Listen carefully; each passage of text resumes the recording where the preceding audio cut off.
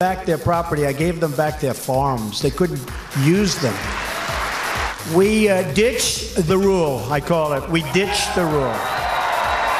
We're streamlining regulations that have blocked cutting-edge biotechnology, setting free our farmers to innovate, thrive, and to grow. Well, as the Washington, D.C. Beltway swirls with talk about Steve Bannon, a book, and Russia, President Trump put all of that aside and took his talk of his policies, his agenda to the heartland, to his base, farmers in Nashville, Tennessee, to those men and women he called today the forgotten crowd, hurt by the D.C. swamp, telling them, quote, "You are not forgotten anymore." And of his tax cut agenda, you heard it right there. He said, "Oh, are you happy you voted for me?" This is the first time in 25 years the sitting president has spoken to the American Farm Bureau Federation, and most all of the networks did not take his speech live. We got the live updates on the president's speech tonight, plus a lot of people to react to it. But while Fox News took the president's speech, CNN, MSNBC, and other networks decided to skip it. Let's bring in former Reagan economic policy advisor, Dr. Art Laffer. Good to see you, Dr. Laffer. What did you think of the you, Elizabeth. How are you? Good. What did you think of the president's speech? I thought it was great. I mean, it's really lovely that it was here in Nashville, you know. We people in Nashville deserve some of this great credit, you know, and he came here for us. It's super. You know, he really knows how to speak right to the American people. Doesn't he? It's uncanny. It's I mean, you haven't seen it. I hate to say it. I don't want to be cliche and call it a barn burner of a speech, but it was punctuated by a lot of applause. And he talked personally about 401ks and how, I think this is the anecdote we're going to show you. He ad-libbed about how a police officer came up to him and said, "Thank you for my 401k. Let's listen. I had a policeman in New York come up to me and said, "Mr. President," I was shaking hands. Do we love our police and our uniform? And he came up, he was online, and we're taking pictures, and it's a nice event. And he said, "Sir, I want to thank you for my 401k. I never thought in terms of this way." I said, "I think I'm going to use this every once in a while." He said, "My 401k is up 39%. It's so good. My wife thinks don't forget, this is like in 9 months when I met him. He said, "My wife thinks I'm an investment genius." Thank you, sir. Thank you. And I said, "You know what? Based on the stocks, 39 is not that good. You're not really doing that well. Don't tell your wife that." You see how he took care of a political point, Art? He's saying essentially cops, teachers, firemen, government workers, markets doing well. Their pensions are floating higher, $7.3 trillion in market wealth since he was elected. What was your reaction to that? Well, that's just fantastic. I mean, this is the indicator of things to come. Remember, the stock market doesn't tell us what has been, it tells us what will be. And with that market rocketing up like that, you're bound to see a much faster growth, much more employment. All those things are going to happen. And he is hitting those buttons just perfectly. I mean, especially here in Nashville. Did you notice he didn't talk about that silly book at all? He talked about economics.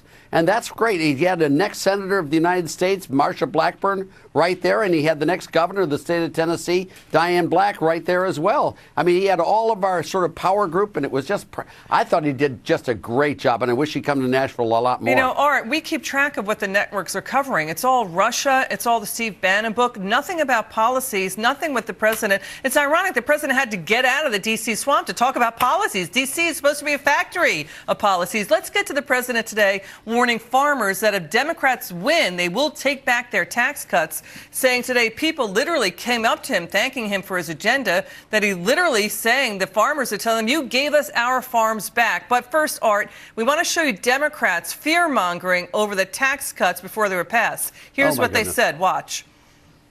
The Republican tax plan will be full of tricks for the middle class and full of treats for the wealthiest Americans. It's going to be a middle-class tax increase. A devastating and, in my view, immoral budget to fast-track their immoral tax plan to hand trillions to the wealthy while raising taxes on the middle class. Taxes will be raised on middle-class families across America. Wealthy Americans, big, fat Christmas present for you. Tiny Tim, we're taking your crutch away from you and all the other kids in this country. And we're putting a lump of coal into your Christmas stocking. Art, what's your reaction to that? You know, it just saddens me very much. It's just straight wrong. I don't know of one economist who would say stuff like that ever. And it's political pandering. And I'm very sad because they should be working with us, Emac. And you know, this is what we need is a bipartisan pro-growth agenda like John F. Kennedy was, like Bill Clinton was. You know, they were great presidents and they had great economic policies. And now the Democrats have gone and off the ranch. They're just crazy. I don't understand it. Even Barack Obama said that we had to cut the corporate tax rate dramatically, which is what Trump finally did. I don't know why these guys are saying this stuff. Elizabeth Warren said you need corporate tax reform. So did Bernie Sanders. So did, Joe Biden, John Kerry. And by the way, Chuck Schumer and Ted Kennedy voted for the Reagan tax cuts. But today, Art, the president said today in Nashville, Tennessee, to the farmers, we are getting 3% growth. 3% growth. That was not supposed to happen. Jobless rates, including for African Americans, are at record lows. I mean, is it Armageddon? Is that Armageddon? Is it Armageddon when 100 companies, 100 companies, Art, plowing the tax cuts back into operations, or millions, hundreds of millions of dollars in bonuses? Well, just so you know, he was here today in the fastest growing state in the nation. We have no income tax. We have no unearned income tax. We have low property taxes. We got rid of our death and estate tax totally here in Tennessee. We're the fastest growing. We've got about the lowest tax burden of any state, and we're growing the fastest. Duh. I mean, you know, we are the example America should be following. We are the place. We got way big improvements in schools, education here. Our highways are improving dramatically, and we have all of our pension funds are fully funded. I mean, we have the highest credit rating of any state in the nation. This is what America should be like, is Tennessee, and I'm glad he came here and he gave that speech. I wish he had given the one is we're trying to make America like Tennessee, which is fast-growing, low-tax prosperity, which even the Democrats should like that. They really should. But I don't know what's wrong with them, but they've gotten off the track, Emac, and I don't know why. We were just showing the president addressing and shaking hands outside the speech. He's getting ready to board, again, Air Force One. He's going to attend a college basketball game tonight. Art, the D.C. media is all about the mental fitness of President Trump when $7.3 trillion in market value has been added since the election. And, you know, didn't people also underestimate Ronald Reagan? And Ronald Reagan won two elections in a landslide. This is about policy. Which policies are going to get the candidates elected, right? Yeah, Clark Clifford referred to Reagan. Can you believe this, as the amiable dunce? I mean, that was his description of Reagan. And then, of course, Clark Clifford's career crashed on that. But what you want to now do is look at the fiscal fitness of America, which is improving by day. We added $7 trillion to the wealth of America in the stock market. We're going to have our budgets coming back towards balance. Revenues are going to start increasing. There's one thing that causes revenue growth, Elizabeth, and that's economic growth. I mean, tax revenues grow with the economy. And that's what we need to do, just like Tennessee you know does what? it. By the way, I want to correct myself. The president will be attending a college football game tonight. Please forgive me, dear viewer.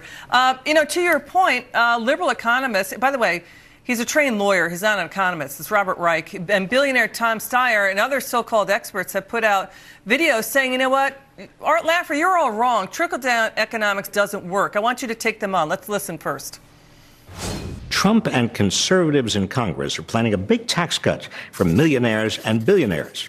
To justify it, they're using the oldest song in their playbook, claiming tax cuts on the rich will trickle down to working families in the form of stronger economic growth. Baloney. Tax cuts for wealthy people haven't helped anyone except wealthy people. There is no trickle down. The truth about trickle-down economics is it doesn't work. Okay, sorry. Personally, these guys are really annoying. I said this 8 years ago in 2010. The era of trickle-down government did not work. Now we're getting double the growth that was under Obama. Trickle-down government under Obama didn't work. What's the proof that you have, Art Laffer, that trickle-down economics, as they call it, I don't think you would call it that, works? The two best periods in U.S. history, of recent history, are John F. Kennedy with massive tax cuts on the rich and Ronald Reagan with massive tax cuts on the rich. We had economic growth like mad. The poor got jobs. I think Reagan, since the tax cuts took effect, I think we created 20 million jobs. We had huge prosperity. And with Bill Clinton, he cut taxes a lot as well. People forget it. He did raise the top highest two brackets, but he cut taxes everywhere else. The capital gains tax, he eliminated the capital gains tax for owner-occupied homes. I mean, that's amazing. He had welfare reform. You know, he cut taxes on the Social Security recipients, on those people, the elderly. It's just amazing. What happened? The economy prospered like mad. Where are their examples? They want to look at Obama, how well Obama did? Hello. How well WBID did? Not. And then the Four Stooges. I love the Four Stooges. Johnson, Nixon, Ford, and Carter. The largest assemblage of bipartisan ignorance ever put on planet Earth. And they loused up the economy, and it took Reagan to bring it back again. These guys don't see, can't see the finger in front of their face. When you have facts, right? Facts matter. But if you set aside the facts, then you're just an ideologue. And that's why I said it's annoying, right? They say these words like trickle down and fat cat richies. That's stupid. Jack Kemp put it so beautifully. You can't love jobs, Elizabeth, and hate job creators. If you make it attractive for job creators to hire people, you're going to get better wages, better growth, better output, better income. These people will be having something to do with their time, developing skills and advancing their families. That's all we want. And if you want one good example, compare New York with Florida, or compare Tennessee with Kentucky. Kentucky runs their model. Tennessee runs our model. Which one works? Yeah. Ours works, theirs fails. And you can see it in economics. You can't tax an economy into prosperity. Forgive me for saying that, but you can't. I often call you Dr. Art Laughter by accident. I didn't get you laughing tonight, but you were terrific tonight, Dr. Laughter. I love laughing, by the way. It's fun. If you let this stuff get to you, Elizabeth, it'll kill you. Yeah. But if you just enjoy it, it's great. Good economics and humor can go well together. Well, you look pretty happy there in I am Tennessee. happy. Good to see you, Art. Come back soon. Good to see you.